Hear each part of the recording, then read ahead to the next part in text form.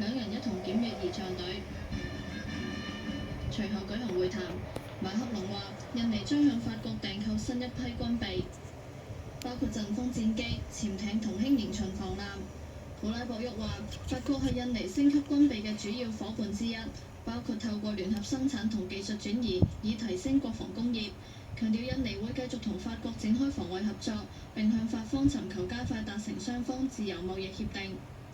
近期巴基斯坦話利用中國製嘅殲10C 戰機擊落印度嘅法國製陣風戰機，令外界關注法國軍備嘅性能同市場前景。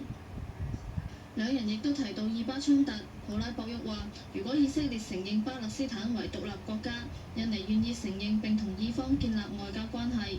強調以色列嘅安全需要得到保障。馬克龍就重申希望以兩國方案解決衝突，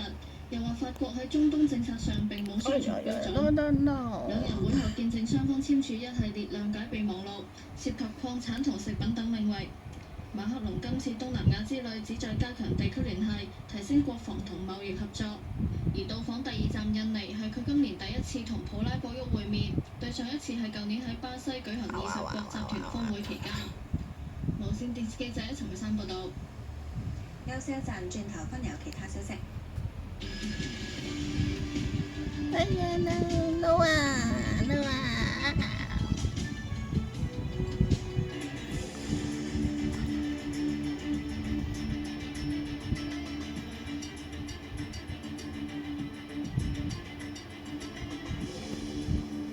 美國特朗普政府據報進一步收緊想徵收海外學生嘅限制，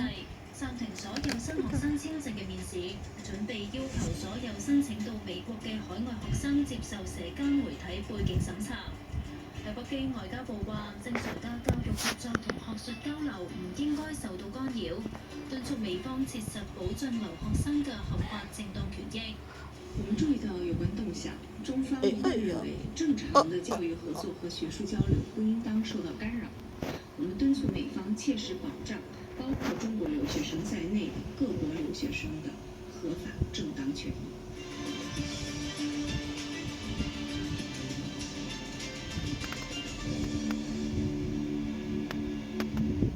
揾乜都平，風雨茶莊同新航，史上最強連勝優惠你啦！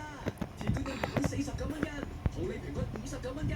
茶餅平均49蚊，茶禮盒平均79蚊，頂級陳皮花生平均19蚊包，白檸檬平均39蚊樽，果皮平均59蚊斤，鮮陳皮平均3.99一斤，送氣炸鍋一個，花膠每斤590，再送氣炸鍋，現斬節實每兩285，野生蟲草每兩2500，快啲嚟揾乜都平，同新航各分店睇睇啦！全新積金易平台開始投入服務啦！無論僱員、僱主定自僱人士，只要註冊一次就可以輕鬆處理強積金，一站式更 easy。所有強積金計劃會逐個轉到積金易平台。呢一批計劃嘅用戶記得留意受託人發出嘅通知書，喺指定日期起註冊，處理強積金，一站式更